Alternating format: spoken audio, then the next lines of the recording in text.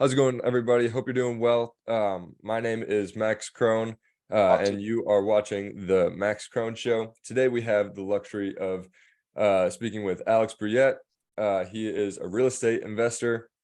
He currently has right around 122 units at the ripe age of 27. So, yeah, I'll just toss it off to you, Alex. Yeah, great to have you on. Yeah, likewise, man. Good to be here.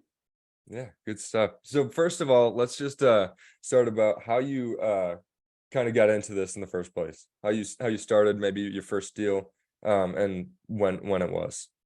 Yeah, sure. So I mean, like I was uh I was in high school and I was actually working for this construction company a long time ago when I literally just got out of high school. I was 18 years old.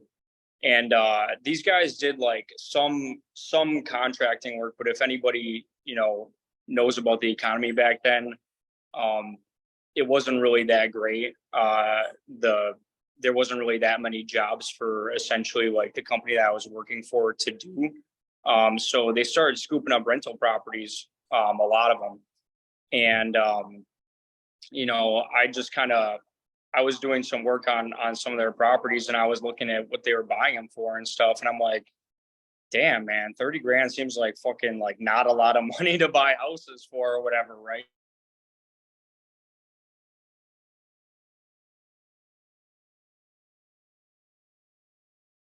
Oh, I think we're losing him.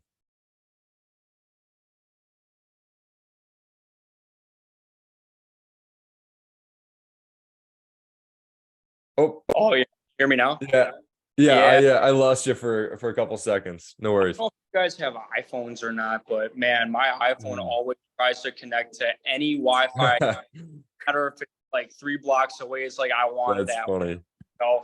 But That's funny. No worries. I was just watching the way that they were structuring these deals because they're buying property after property kind of thing, and all of them for like 20, 30 grand a pop. And I was just like, man, I want in on that. I'm like, I can either buy a fucking new car for like 40 grand, or I can buy a house for less than that. You know what I mean? Like, that sounds like a good deal to me. So um I just kind of I worked for them. It ran its course. I was working like 12-hour days, 8 hours, or no, I think I was working like 7 hours there. And then I would go to a serving job at night at a local pizzeria here. And so I worked about 5 hours there. So I was working like, 12, 13-hour days every day. And I was just, trying to stack up cash from that. Um, Eventually I ended up quitting that job because, you know, I was getting sick of getting paid like $8 an hour. I'm like, this is pretty fucking stupid. You know what I mean? That Like, was for construction. because yeah, for the construction, yeah, because Wow. back in the day they didn't pay anything. Now if you're even like a normal laborer, they'll pay you $20 an hour. Absolutely. So I ended up starting a different job at a different restaurant, where it was more of like it's more, I mean, most of the servers there are like, probably like 30 to 40 years old is like their average age. So, I mean, it Mhm. was like more of a career type job. Sounds stupid because it's still a serving gig, but I was making good money there, and I just stacked up cash until I could buy my first property. So, Mhm. And what was the price range on that? oh my God, I think I bought my first house for 24 grand. 24? Was it all 20, cash? huh? Or was it all cash or did you Yeah, that uh I saved up 24 grand. I had this like wild hair up my ass to buy a Cadillac. So I okay.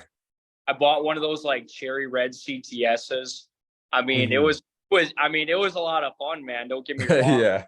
But I had it for like maybe like less than a month. And all of a sudden I saw this house come up for sale on it was on HUD Home Store.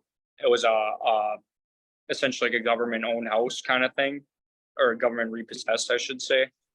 And they were auctioning it off, and it came up for 24 grand. I'm like, that I want that. So I just freaking got rid of that stupid Cadillac, traded out for the house essentially. And, that was pretty much that. So. How long, so from closing on it and then getting a tenant, and how long did that take, and what were you renting it out at roughly? Oh man. So it's kind of crazy because the rental market is so much different now than what it used to be. Mm-hmm. So when I had bought it, I think it probably took me about 4 months to remodel. And I mean, again, that was probably mostly because I didn't have any loan out on it. So I was literally funding that whole deal from my pocket. So I was trying to work as much as I could. And so I'd work like, most of the day, like, 8 to 10 hours type thing. And then as soon as I was done with work, I'd probably get off at like 10 o'clock. My neighbors probably fucking hated me because I'd be rolling in at the house at like 11 o'clock, got the freaking sander going and, Wow. like just loud as shit. So I think it probably took me about 4 months to get through that project. And then we ended up renting it out for like $775 a month for a 3-bedroom house. And that same house I rent now for, I want to say like $1,400 a month. Wow.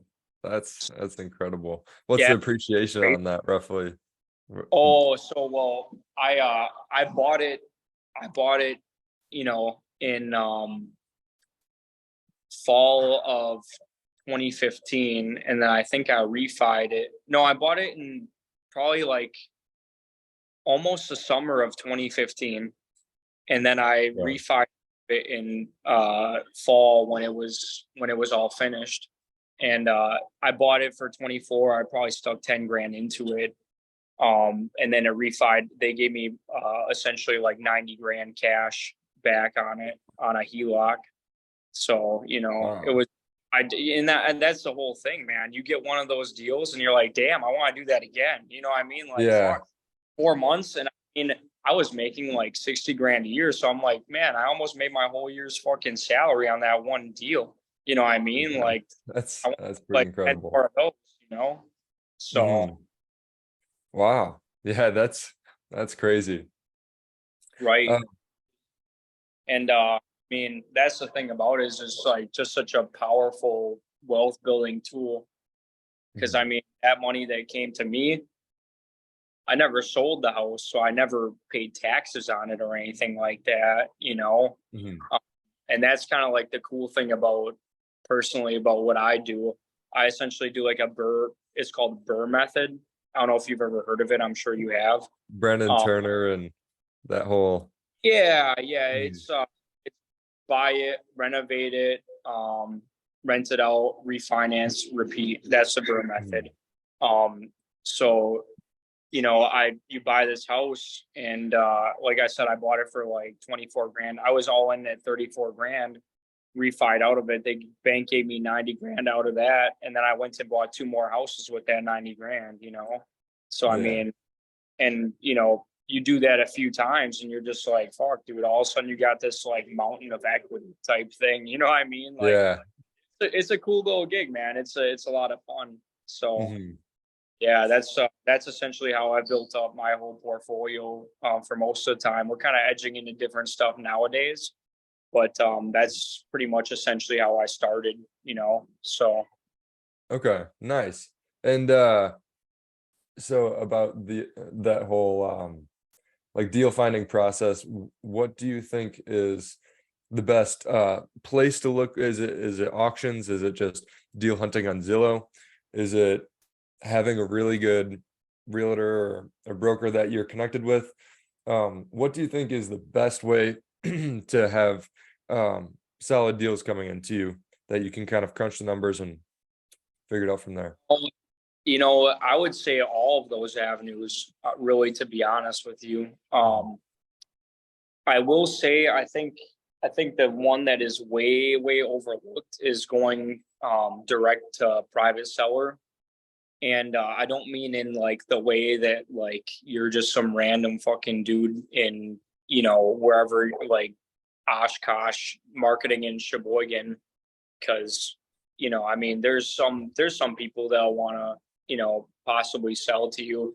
But really the really good deals that you want that are going to be like deeper discounted are going to be more of like your neighbor. Like I buy properties, in like in a neighborhood, and I mean it's not like A-class neighborhood or anything like that. There's not mansions around or nothing like that, but I'll usually drive around those properties, and usually there's like a couple, one or two properties that are in disrepair, and you reach out to those people and you're like, hey, I'm your neighbor. I just bought this house over here. We're redoing it. It's almost completed. I just want to reach out and see if you'd ever consider selling. You know what I mean? And that's really how I've probably found some of my absolute best deals, to be honest with you. I mean, auctions are great. All those other avenues are great too. But I think the private seller market is a little bit underrated, so. Okay. Mhm. And so when you get into a neighborhood, let's say, then is that like you'll go and door knock, or No, usually I'll skip trace everybody. So I don't know if you guys know what this is, but it's a new type of software. It's like a professional stalker software essentially. And I've had it so many times where like people are like, how'd you get my number? And I'm like, well, like, and because a lot of time I'll either cold call or text these people. Sometimes I'll cold call if I feel, if I'm really feeling in the mood, type thing. And they're like, hey, how'd you get my number anyways? I'm like, I'm pretty much like a professional stalker. So, like, and you'll just admit that, you'll just tell them, like, I'm not like, and it honestly that everybody usually, I've never ever had somebody that's like, scoffed at that. Like, LOL, that's really fucking funny. You know what I mean? Type shit. It's, I don't know. I think that's pretty too, but it's yeah, I don't know. The skip tracing thing is just kind of brought out a way new edge to marketing, and it's really great, man. I mean, you can pretty much find anybody's phone number, their address, anything like that you're really looking for. And a lot of these people are willing to sell. They just don't want to put in the legwork to find a buyer type thing. But if somebody comes knocking at their door and they're like a legit person, and I mean, it's a little bit different when you're their neighbor, right? Because you literally just you have that street cred essentially. You know what I mean? Like you just bought a fucking house down the block from them, and then they're like, "How many houses you got?" And you're like, "Well, I got quite a few." So it's not like you're just some rando kind of person like hitting them up out of the blue, like we buy ugly houses or something like that. I think people still like that local, neighbor sort of like, somebody that they know rather than somebody that's completely unfamiliar kind of thing, Yeah. So I think that's probably one of my biggest strengths for sure.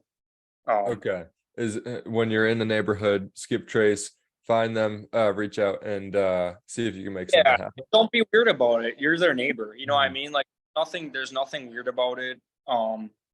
You own a house in their neighborhood, you're totally valid. Even if it's a rental property, it's totally valid to reach out and just be like, hey, how you doing? I just bought this house over here. I noticed you got this house over there.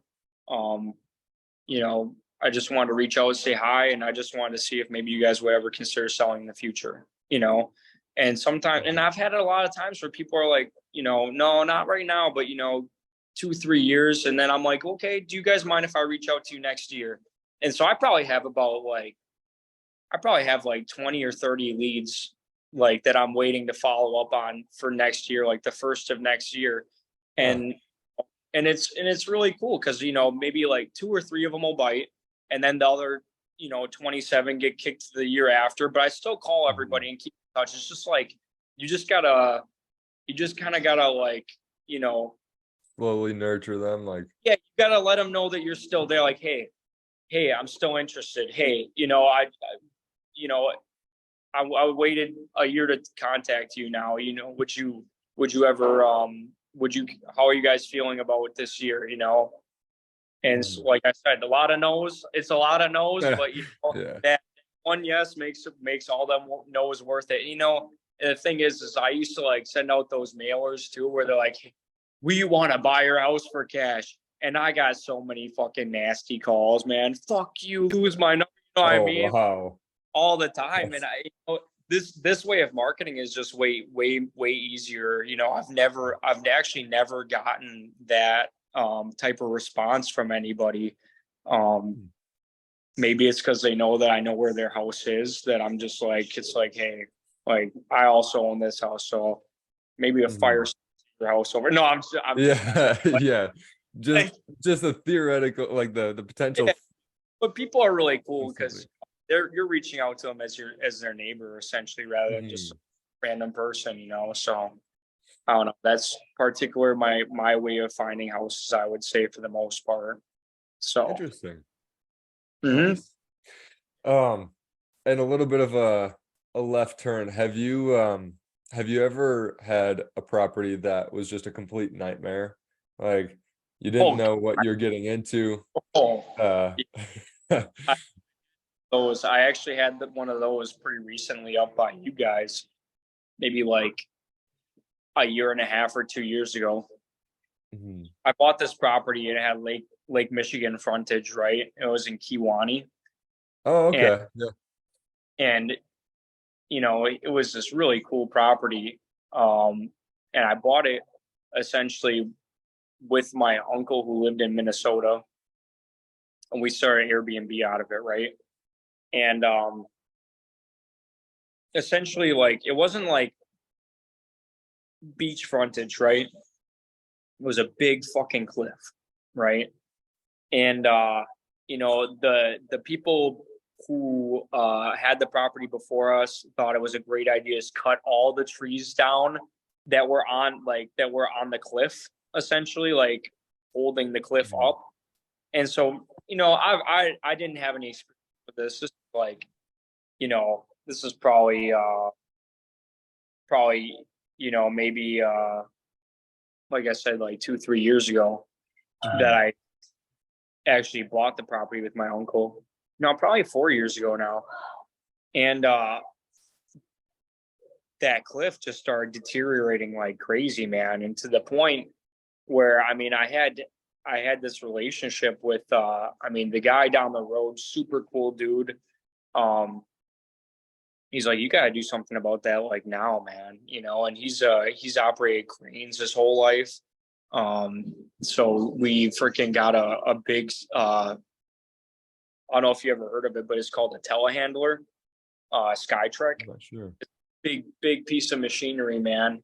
And essentially what it does is like you can drop boulders, you know, down the cliff with that thing. And so I had another relationship with a local quarry in Kiel, Wisconsin. And I got so lucky, man, because they were bringing me these huge boulders. They're like, I think they're probably about 1,000 pounds per boulder kind of thing. They're huge. And usually they would usually cost probably with transportation, because they had to bring this huge like quad axle freaking truck up, dump it, and then this guy has to come and drop these fucking things down my cliff. And so it was like, I think it ended up being like $900 a load, which is super cheap.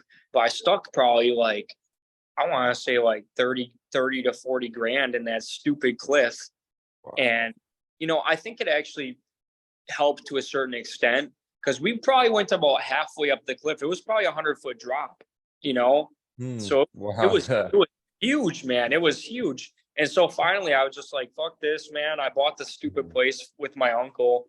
I think I was all in for like $150 with the boulders and everything like that. And Okay. I just let it go for 160. I'm like, that was my worst deal I ever did completely. I didn't know what I was in for. So I guess if you're ever looking at lakefront property and it's got a big cliff on it, get on that erosion right away, because that shit is crazy. That'll fuck your life up, man. It was bad. I had like nightmares. Like, I wake up in the middle of the night and be like literally like think that my house was fucking like falling off the cliff, like having nightmares Oh that my my gosh. falling off the cliff. And I'm like, oh my God, dude, I can't do this anymore, man. I'm like, I'll freaking, I probably made like $1,000 on that deal, you know, Mhm. but it was well worth it, man. I could sleep at night perfectly now. So, man, Wow. that That was my deal I ever did, guaranteed. Yep. wow. That is a fascinating story. Yeah. That's for sure. Yep. So every lakefront property, don't jump on it, man. You get Mhm. erosion under control, or before it gets to be a real problem. So Mhm. that's my lesson to everybody listening. Mhm. Yeah, no, that's a very good piece of advice, that's for sure. And in Door County in specific, we have a lot of kind of weaker rock. Same Um, shit. Yep. yeah, so it's yeah, in some locations you might have a completely like a 90 degree slope. Um, that's like a complete drop off, Yep. and you could be fine for years. Like you could be fine for the whole time you have it, but it all depends on that rock that it's sitting on. So there's really unlimited variables. So Don't cut the trees down. Those okay, roots hold up. They hold yeah. up that whole fucking hillside, And Hmm. I think that was like the straw that broke the camel's back type thing, because I bought like an acre. It was like on no, it was on like an acre and a half or something. I think by the time we were done with it, it probably was on like probably like a half acre or something crazy. When we bought the property, there was a lot of land, a lot of it, and it just would gradually just freaking. I'd come back up there and I'm like, hey, where the fuck did the rest of and then I look down the hill and there's all fresh grass and shit. I'm like, oh my god, like How often did you visit that property and see what was happening? probably like once every month, I'd say. Okay. Yeah, something like that. I didn't really want to go up there too often. Yeah. Yeah, Especially go to the edge and see what's going on because of the I'm kind of a daredevil that way. I ran down that thing one time. I mean, oh, yeah, but that's it, crazy. well, actually, I think I was under the influence. I would think I was fucking really drunk when I did that, but it was still pretty fun. But yeah, so that was probably one of my best memories of that stupid place. So That's funny. I hear babies and drunk people are immune to pain. That's what I yes, hear. yes, I would have to say that is almost probably almost factual. Yeah. Uh-huh. Yeah, good stuff. So uh about, deal analysis and that kind of thing. Uh do you think there's ever well, there's of course there's a spectrum of too much and too little analysis. Um what do you think is the right amount of analysis, and are most properties that come across your plate, are most properties can most properties be a good deal, or yeah, how do you kind of work with that? So my deal analysis is pretty simplistic because for me, I still to this day look at, pretty much I would say for me, the first and foremost thing that I look at is what is the market value of the property and what is the acquisition cost. Um, so that's what makes it really. I would say for me, that makes analyzing deals a lot easier because I'm not necessarily looking at 20 different things. I want to know if I'm buying. I think a good deal is people people make it way more difficult than what it really needs to be. A good deal is a property below market value. And if something's below market value, I can literally buy it and flip it to one of my friends or flip it to somebody else um, for a profit. I'm pretty cool with that. And Mhm. but that's also for me. There's people who particularly do rentals. There's people who particularly do um, Clips and flips, wholesales, all that stuff. I do all of it. So really the big question for me is a property a good buy? And I'm not talking about what it makes in rental income, blah blah blah. I mean, that's all cool and all, but really, like, I'm at the end of the day, I'm an equity guy. I prefer to take equity because cash flow just takes too long to fucking build. You know what I mean? Yeah. So it's, Yeah. like, so it's easier to buy an undervalued property and make 50 grand rather than wait 5 years to make 50 grand on a rental. It's just, and I that's just see. coming from, I mean, some people kill in the short term rental business. I mean, I know I've missed out on a couple of deals like that. But it's just really easier for me to buy something that's, worth more. And I don't have to do anything. As soon as I get the keys, it's already worth that amount. So, Mhm. it's just easier that way, I think, personally. So And yeah, that's great. That's great input. So, do you normally look for single family? I know you were talking about single family earlier. Or is it kind of just whatever you find to be a good deal? Um, it doesn't really matter how big, how small. that's exactly it, man. I'll take anything. I'll take Mhm. freaking, I mean, we bought a 7 unit complex out in Cleveland in December for like 240 grand. And I had a friend who's a broker in town. He's like, "Hey man, I got a buyer for 350." I'm like, "Fuck no." I'm like, "Nope, I'm not taking that one, man. Yeah. I'll hang on to that thing for a little bit." And then Mhm. I've actually been approached by a couple people who work for, well, one of my friends does essentially the acquisition for real estate for a Kohler company, and Mm. he was kind of sniffing around, asking me questions about that place the other day, and I'm like, you know what, buddy? I'm like, yeah, you can tell him I'll take like a mill for that thing. So Yeah. yeah, so I mean, and that's the kind of offer that all when you're buying and you're selective about your deals, that's the kind of benefit you get from that. So I mean, if I Mhm. wanted to sold it that day for 350, um, I'm gonna hang on to it, get a little cash flow from it.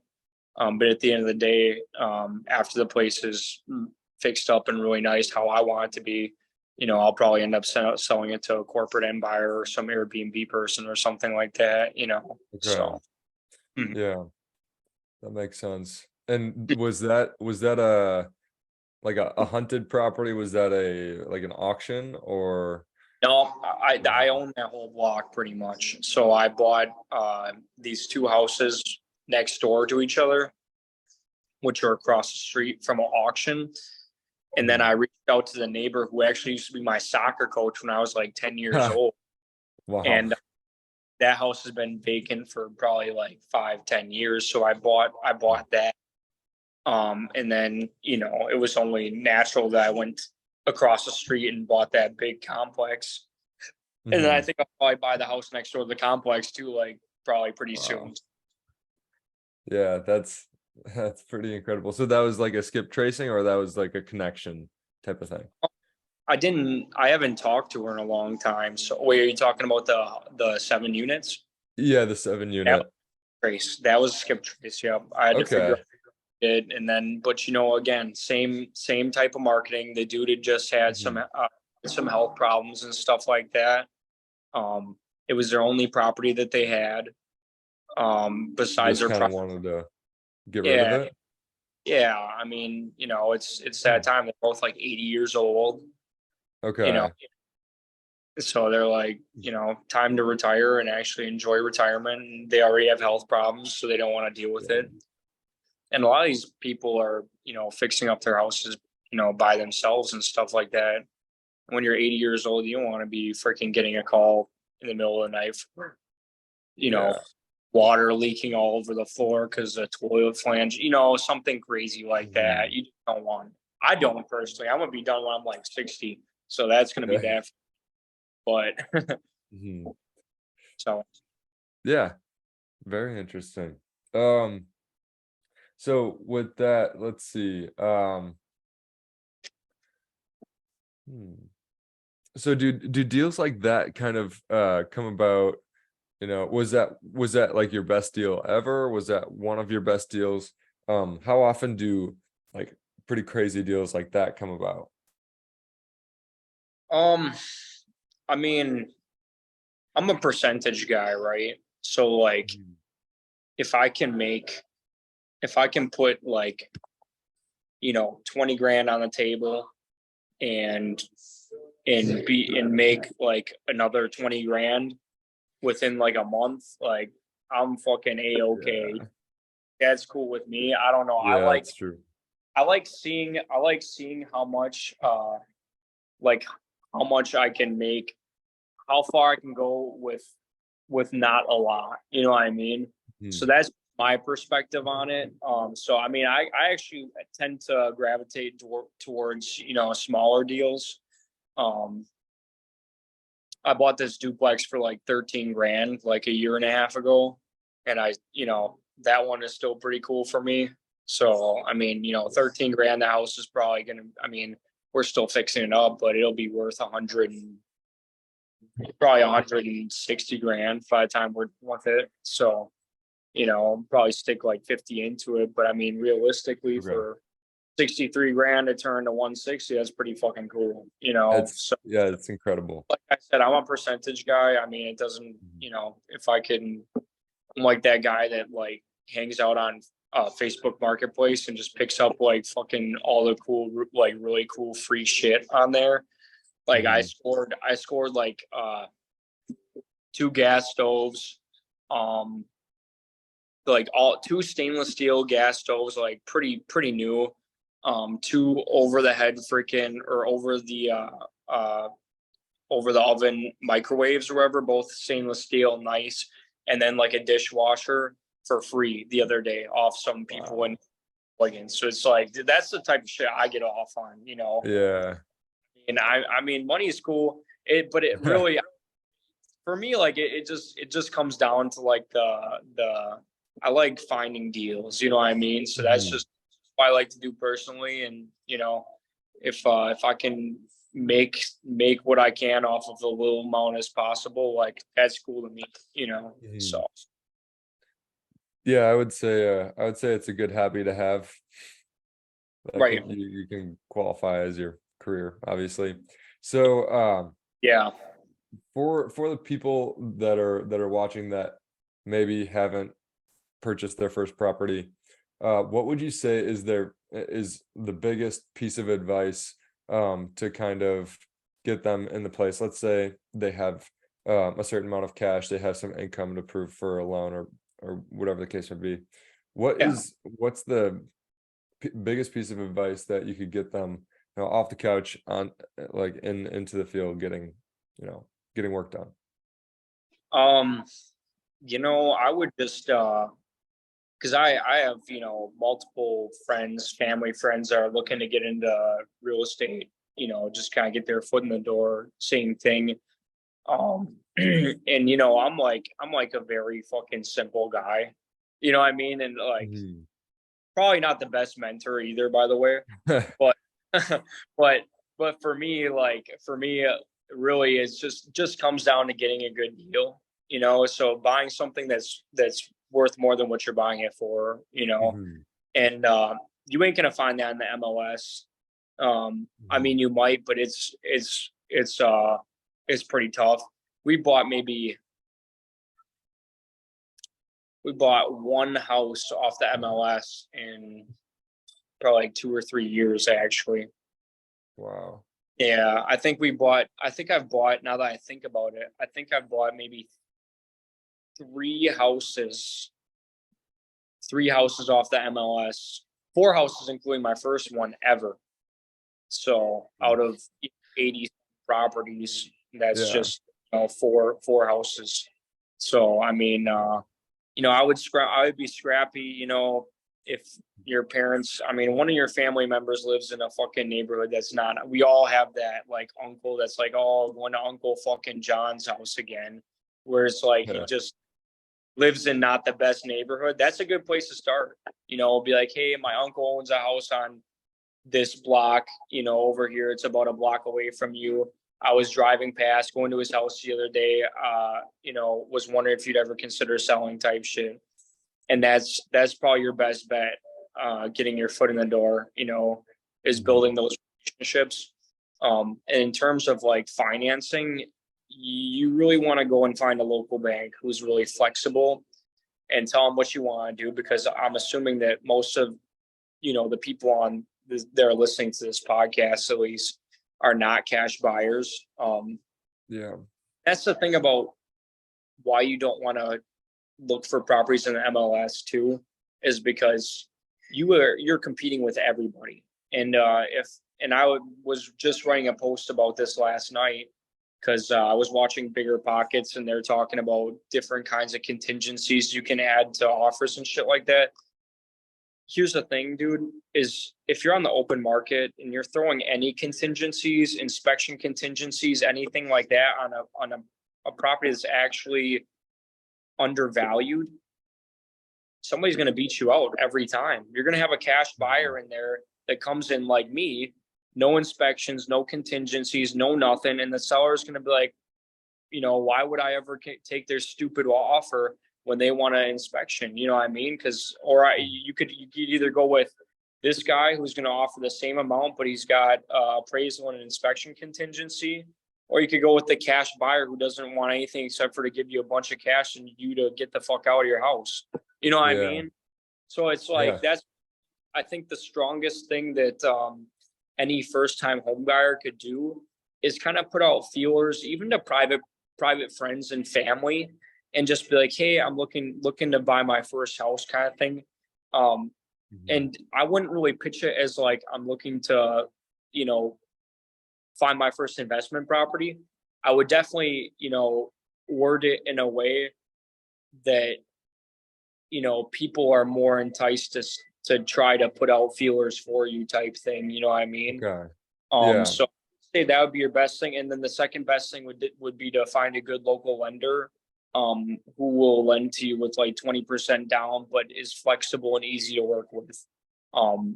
Now, the cool thing about working with private lenders is, if you have appraisal contingencies, technically they're going to require an appraisal, because it's just what lenders do. They want to make sure that the property that they're lending against is worth it, and so it's easier to facilitate that, and you can write the offer up without an appraisal contingency, essentially, because you're not the one asking for appraisal. That's the bank asking for appraisal, kind of thing. You know what I mean? It's easier to coordinate that with, private sellers. They're more understanding, I feel like, in that regard. So, if you come with your pre-approval letter, you're kind of good to go, so long as you can get your appraiser in there, but usually that's not really a problem. And any property is going to appraise out nowadays. And if it doesn't appraise out, you don't really want it anyways. So, yeah. Interesting. And along with the whole skip tracing thing that you were talking about earlier, and buying in maybe the neighborhood of, let's say, your uncle or a family member, your uncle probably knows a lot of his neighbors, of course, but would you ever propose door knocking as a good idea in that situation? Yeah. Oh yeah. Bring them along too. Fuck it. That's your best bet. And that's the other thing is, like, I found that local banks are more flexible, because obviously we all know, like I said, fucking Uncle John, John's neighborhood, who's a drinker, smoker, he fucking, doesn't have the nicest house. That's that, whatever, who cares, But there's always that house, in those, like, I would say, like, C-class neighborhoods that are, obviously, like, visually in disrepair. And if you're working with a local lender on that, it's a lot easier to work with than like BMO Harris, type thing, where they'll want to essentially make sure that the house is inspected and this and that. Whereas if you work with a local lender, So long as the property appraises out, they're pretty cool with whatever shape the property's in, you know. And sometimes you can also do construction loans, and you know, this is all stuff that you talk to whoever you decide to go with as a lender. Mhm. So there's different ways that you can structure that deal from a finance standpoint, you know. So Okay. So for the construction loan thing, so let's say you have a fixer upper, you're going to use a and this is kind of a nitty-gritty question, but let's say you have a property that you know is a fixer upper, it's worth way more. Um, I've heard of these construction loans, but I've never like selfishly out of my self-interest. What is that? Is it like a 203B or something like that? And what does that kind of what what do do wait, those construction 3B you say? 203B or something like that? What do those loans give you like for those construction loans? Like what are the perks and benefits if you have a fixer up Um, on? I mean, realistically, I've never used a construction loan, so I mean, there's that. Um, Okay. Yeah, but I was under the I, impression I you were have, cash, but no. have friends that have used them. Mm. And I mean, from everything from like small residential to like, you know, larger like 200 unit developments kind of thing. Um, and um, essentially, they put up the money for you to be able to acquire the property and I believe do some repairs. Don't quote me on it, but I believe to Okay. that value. And then essentially what you do is you refinance out of that construction loan into a term loan, like maybe a 20 or 30-year mortgage. Um, and then, you know, obviously your payments are a lot lower and you can realize that equity that you built up during um, that phase when you were doing the value add essentially, you know. Mhm. So, Okay. and like I said, not every bank does them, I don't think. And maybe I'm wrong on that too. I'm not sure, but I just know that you know, working with local banks has been the easiest for me.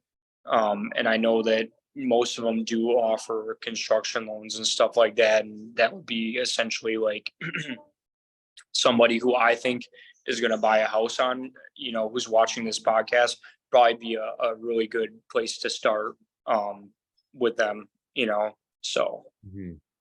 Okay. So you were talking about earlier, you did a deal. The deal in Kiwani was with, I want to say your uncle. Was that right? yeah, yeah, my uncle had it under land contract actually, and so we just kind of split it because he lives in Minnesota and Mhm. he couldn't manage it. So I was essentially, you know, we did like a 50-50 split on it. Um, which I don't know. I would probably. I mean, if the deal was better, I think it probably would have gone better too. But you know, Yeah. I would just be careful doing stuff with your family too. Um, Okay. you know, I've had a couple of business relationships with family members. Sometimes it goes really well, and sometimes it goes really fucking shitty. So you know, Mhm.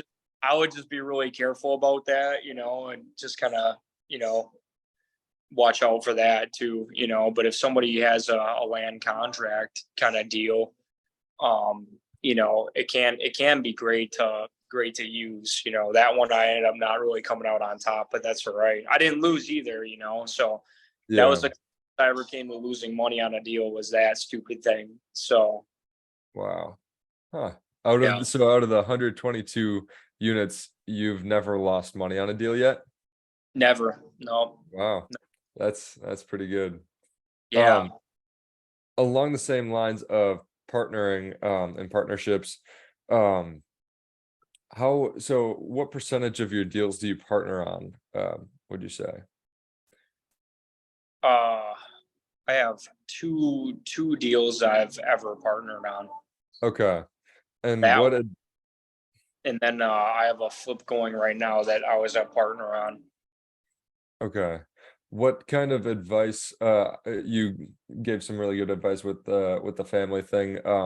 What other advice would you give, let's just say someone doesn't have the cash, someone listening doesn't have the cash, but uh, they want to invest because they want to get creative with financing. Um, Okay.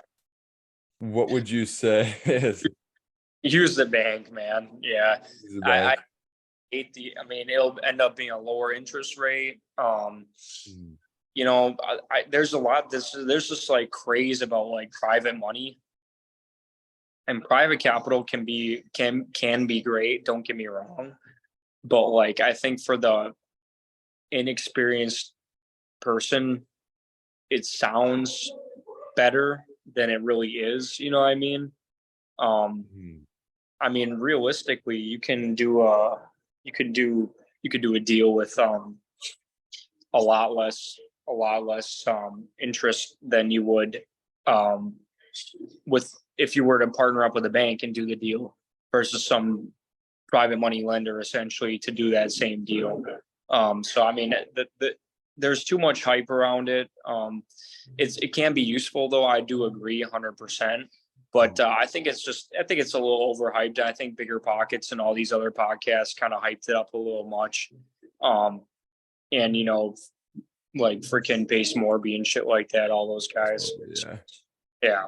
I mean, it's okay. It's not that great. I mean, Mm, I'd rather, get a lower interest rate for that same term that you would be getting from a private money lender from a legitimate bank.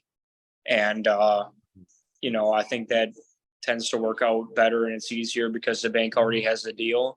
So when it comes time to refi out or whatever you're trying to do with it, um, you know, you end up having a shorter period of time because the bank's already involved in that transaction. So mm. that's just my personal 2 cents on it. Like I said, I think it can be useful. I just think it's glorified a little too much. Yeah, no, that makes sense. Um, kind of shifting less or out of real estate and more into like personal development, I guess you could say. What do you think, like everybody has their quote unquote why? What do you think your why is? What keeps you going? What's your motivation to keep doing this? Is it just fun or what do you Well, yeah, for me, honestly, really, I love finding deals, man. I love finding Mm, shit that's worth more than what I'm buying it for. And that's just kind of my thing. Like, I'll admit it. Like, I'm definitely not the most organized guy ever, like at all by any means. My fucking, my in terms of like I just hired a legitimate management company to manage my properties, and before that I had individual individual person doing it. Um, and from that perspective, like I realized, like, holy shit, I am so unorganized. I'm just like the dude who just keeps swinging. mhm, And I love it. It's a lot of fun, man. So to that effect, you know, we we have grown in. I have grown in such a, and I say we because I like giving credit to and everybody in my little group who I've work with personally. I'm not talking about like I'm talking about like my employees, my banker, everybody. It's like we're one big team. That's how I view myself essentially. Um, and what we've built um, is is really really cool. I mean, considering I've only been doing this since I was 20 years old, and mhm. the past year and a half, we've probably added like 50 something units to the portfolio. Probably like 57, 58, I think it is, something like that. Um, and that's just this year. We probably, I don't know, this year we has been like 20 something of those 20 something. And like I said, we closed on those 8 units on Thursday. Um, Yeah. so, so I mean, yeah, I would essentially say like my why is I just really like doing it. It's my passion. But in addition to that, I want the flexibility of being able to do whatever the fuck I want. You know what I mean? Like, I don't like, listen, I mean, people can say whatever they want about money and, perspective, like, oh, I don't need it. It's like, you know what, you kind of do though, Mhm. here's, and this is my whole philosophy about it is money is freedom, right? You have more flexibility when you have more money. Um, it's essentially to do whatever you want. So I mean, it's like, okay, I just want to go on vacation. I want to go to fucking Las Vegas tomorrow. Like, I'll book my trip and be fucking gone. And I don't even have to think twice about it. And that's the shit that's really cool. Or like, pack up my kids, That's really cool. Yeah. you know, like that's that. I mean, what other, Mhm. you can't do that if you don't have the capital to do it. So, Mhm. it's kind of a fusion. I really like to have that freedom to be able to do what I want. And not be on some time constraint, like, oh, we're gonna have 2 vacations this next year with the fam. We're going to Cancun one Mhm. time. And then I gotta get my ass back for work type shit. No, I don't want to do Yeah. that. You know, and that's just where and it just so happens to be that I really like fucking making money. I'm really fucking good at it. Mhm. And so that's just you know, kind of my thing. So Yeah. yeah. Very interesting. Um, Before we end this off, what do you have any other advice? Like one of your biggest pieces of advice, success related, real estate related, anything like that. Yeah, I mean, I think I think I got probably 2 pieces of advice. Um, One that I've learned through my investing journey and just, terms of like personal development is always be open-minded to different just to new things in general, because I would say, like, when I first started out, I was like really strict on doing rental properties because that's essentially what I watched my friend build his empire off of rental properties. Um, and I would scoff at these other deals and shit. But the thing is there was a lot of opportunity there, and I should have capitalized on it, and I didn't. So looking back now, I wish I had been more open minded about those deals, because I could have wholesaled them or done something with those deals. And so I would just be open minded walking into it. Um, and just keep swinging, man. You really just have to keep swinging until you hit something. Don't get discouraged about, like I said, we were talking before about the 30 no's and the 1 yes. Realistically, that number for me, has been at some points of time more like 100 no's and 1 yes type thing. So just don't get Mhm. discouraged. Like, that deal will come along, and you just got to keep trying to find it. Yeah. And the harder you look, the more probability that you have of it coming to you, kind of thing. So, don't, if you're just starting on your real estate journey, like I said, first thing I would say, I would probably swap those 2 things in order. I would say, keep swinging, just keep trying until you get it, because you will get it at some point. And it's not luck. It doesn't come to you by luck. It comes to you by trying. The more you try, the luckier you'll get. Mhm. And I would say, the next thing would be to be open minded to essentially everything, and look at everything as an opportunity, either an opportunity for you to learn and grow, um, whether it's an opportunity for you to further analyze the market and further get a greater understanding of where the market's at today, um, or or maybe it's a great opportunity that you want to jump in on, or maybe like an opportunity to make a relationship. Because sometimes I've had it personally where, you know somebody brings me a deal and it's a shit deal, but all of a sudden you're talking to them, and you take the time. That's the last. I would say there's a third part to it, and it's take the time to talk to people. Don't I would never overlook anyone, you know or or don't overlook things. spend time on things that even sometimes don't seem that important, or might not seem like there's that great of an opportunity there. But if you take a little time, and probably sometimes, like I said, I've had people that are like, here, I got this house that I want to sell, and I'll talk to them about it, and it ends up being like, not a good deal. I don't want it, but I talked a little bit longer, and they're like, hey, but you know what? My mom's got this house and she really let it go, man, and it's pretty bad. Like, would you be interested in something like that? And it's like, oh yeah, totally.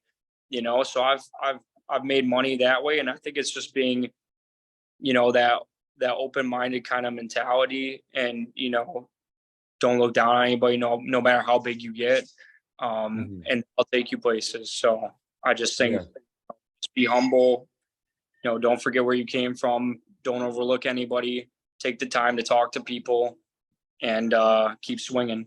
So Yeah, that's fascinating. That's some great insight. That's for sure. Well, first of all, thank you for agreeing to take the time. I'm sure everybody listening has pulled out some pretty nice nuggets to implement in their life. So with that being said, where can people kind of find you? Instagram or whatever. yeah, I'll leave some links down below too. I'm on Instagram. I don't really have too big of a brand. I kind of it's like my little burner brand. If you want to see some content, what I'm doing, it's Alex Bruyette on Instagram, and then on Facebook I do put some stuff out occasionally too. So if you guys just go and follow me personally, I'm on there. So and yeah, I do try to release some stuff here and there to kind of give some people guidance. I'm working on a couple different things right now. We're working on a course, so that'll be coming available. So if you're interested in something like that and you want to learn how to start making money in real estate, whether it's BRRRR, wholesale, flip, any of that kind of stuff, I'll probably be putting something out in the next say month or so, month and a half, I would say, or something like that. So go to my personal page, and I should have something out relatively quickly for you guys. So yeah, that's perfect. And if you can get me that link, I'll put that in the description along with your Facebook and Instagram, and whatever else you want me to put down there. But yeah, thank you again for coming on. It's been a blast. Very fascinating insights. And yeah, we'll like and subscribe, and we'll see you guys in the next podcast. awesome. Thanks, guys.